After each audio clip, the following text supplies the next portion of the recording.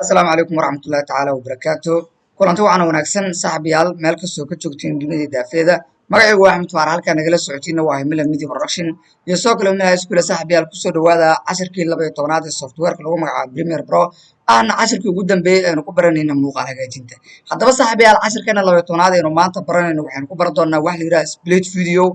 sida split video loo sameeyo marka isticmaalayso software-ka la yiraahdo Premiere Pro haddaba split video haddii aan ku micnayo waa inaad isku keentid laba muuqaal laba qof oo isla joogin ama laba wadan kala joogto inaad hal dhalo ka soo wada muujid waxaa la isticmaalaa farsamooyin kala duwan markastaana waxa ay ku xiran tahay adiga iyo muuqaalka aad duubeysa balse xasuusnaa qofka aad isla jileedin muuqaalkaas rabtidna inaad hal dhalo ka soo wada muuqatiin waa ina iyaduna markay muuqaalka duubeysin camera furato adiguna aad camera furatid sida hadda wariyahan iyo ninka oo wareysana oo kale wariyahan ninka wareysana toos u wacay waxa u jeedaa asaga dhagaa ugu jiro soo kale ninkana isna dhagaa ugu jiro labadooda nin walba waxa uu furan kamerad gaar ah oo isticmaalo video ku duuba hadhowtana hal qof ayaa videogaas wada edit garay doonta saaxiibayaal waxaan filayaa inaad split video si fiican ay la fahanteen iminkana waxay islaahay doonaa dhanka baraatikada anagoo wax ku edit garay doona software-ka lagu magacaabo Premiere Pro hagaag ugu horreyn waxaan samayn doonaa maanta labadan muuqaal oo ujeedin ayaa split video ku samayn doonaa walow isku background ay yihiin balse anigu waxa aan ka rabo kaliya ayaa waxay tahay inaad aragtiin qaabka loo sameeyo split video haddaba saaxiibayaal marka aan rabo inaan muuqaal ku sameeyo split video waxaan isticmaali doonaa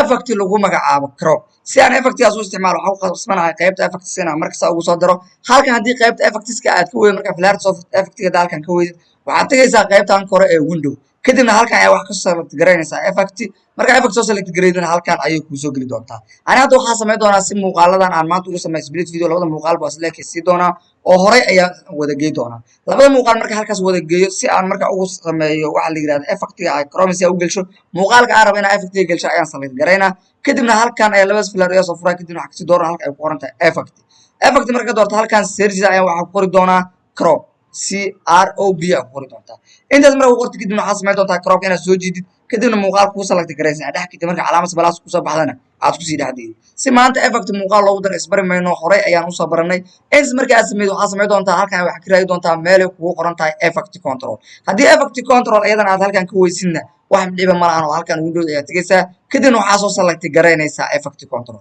marka soo select gareeyay waxa ujeedaa in shaashadii aan effectyada ku naqaanay inay noo soo baxday waxaan sameyn doonaa saaxiibayaal shaashada hoose ee u soo baxayna kadibna waxa ujeedaa anaga effect aad ku soo darnay crop waa kana waxaan sameyn doonaa marka muuqaalkayga wax la yiraahdo rotation oo ku sameyn doonaa inaan dhinac markaas aan rabo aadiyo sida meesha ugu jeedin waxa noo soo baxay left top right iyo bottom waxaan filaa qodobadaas waa kala naqaan inaan muuqaalkaada geeyo midig bidix dhex bartanka hoos ama kor markasta meesha aad rabto adigu inaad geysid waxaan sameyn doonaa aniga hadda tusaale ahaan waxaan dhihi doonaa muuqaalkan qaybta left la geeyo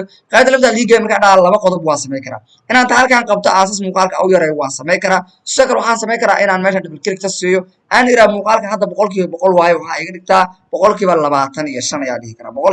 25 iga dhig sidoo kale 25 iga dhig marka iraado waxaan sameyn doonaa si muuqaalkii aan gees ugu soo jeedo muuqaal kale loo arki karoodana kor ayaa u bixi doonaa halkan ay ku qoran tahay position ayaan tagaa position marka tago waxa weey doonaa muuqaalka dhankan right-ka ama dhanka left-ka adoo hadba dhinaca aad rabtid ayaa u wadi kartaa hadda muuqaalkan kaas markii halkaas aageeyo waxa u jeedaa muuqaalka dhinacan xogaa way ku yar tahay oo labada muuqaal isla meeko marka waxaan sameyn doonaa muuqaalka karan inay iraado positionkiisa laga dhigo 25 ayaan dhihi doonaa kan waa soo ujeedaa halkan ayaa kayso doonaa kadibna waxa tagi doonaa muuqaalka kale muuqaalkan marka taga asagana waxaan sameyn doonaa inaad dhinacan positionka dhankan asagana u wado si labada muuqaalba ay dhalada iga soo wada muuqdaan hadda waxa u jeedaa labadii muuqaal dhalada way iga soo wada muuqdaan laakiin waxyaabaha ay dadka youtuberska ama muuqaalada edit garay isticmaalaya waxay tahay in hadda meeshan labada muuqaal ka dhaxeedo oo gacmahan hadda kala go'an oo kale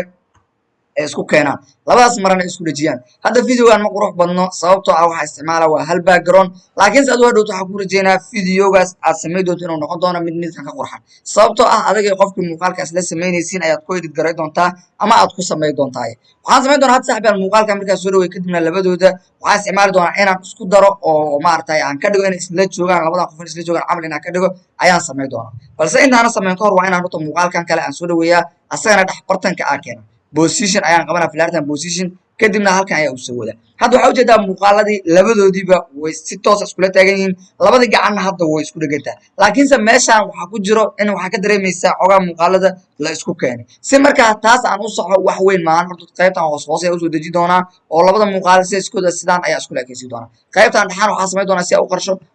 filartan ayaa u soo jiida kadibna halkan ay ku qoran tahay age ayaa waxa sameey doonaa fadarka ku qoran tahay inaad dhankan raydka u wada ama dhanka laftada u wadidna waxa waaye saas u minus garoobe oo sii baabaa laakiin dhankan raydada u wadid waxa ujeeda xogaa hadda labadii gacan way isku milantay oo meeshaan qaybta yartaada crobinkaada laga dareemaya in labada muuqaal isku keenay sidaa ujeediinba waa ay ka baxday hadda markaa muuqaalka waxaa dhihi doonaa belay waxaa ujeedaa saaxiibyaal muuqaalkii hadda waa mid nadiifa oo waxaa si fiican ugu isticmaalay waxa la yiraahdo split video waxay la tahay inaad si fiican u fahamtay qaabka loo isticmaalo split video adigoo isticmaalayo software lagu magacaabo Premiere Pro markastaana waxaa ku khasban tahay muuqaalka qofka aad rabtid inaad isla sameydid inaa iyaduna muuqaalka soo duubto adiguna aad soo duubtid si ay muuqaalkiin iskula socdana waa inaad ku ballantiin waxa aad ka wada hadleydin soo kale waxaad wacdiin islana socotiin waxaan filayaa muuqaalka qurux badan inaad soo saari doontid عشركان وعشرك وجود بين سوفتوير كلهم مع بريمير برو إن مدة وحنا نسوي على سوفتوير كاس وأنكو برنا إن الفيديو وديتنكا إن شاء الله دوانا وحنا بلاقي دونا إسلا كورسة كلا قصي فيديو وديتنكا فيديو وديتنك جرافيك ديزاين هدي أيتام مقولة مقال صغير مقال كلاكسر سين الشر جري هدي أجت واحد سؤال مقال كان مقال وركاغا صورتنا قيب توصي كومنتيجا ونقول وذاك إنه نوكاغا شواب دونا وعنك حاجة مهل إلنا داوشة القرآن بدن سيرين تاجر دونا مقال كان حين ودمانتنا ودمانتنا إلا اسمه دافن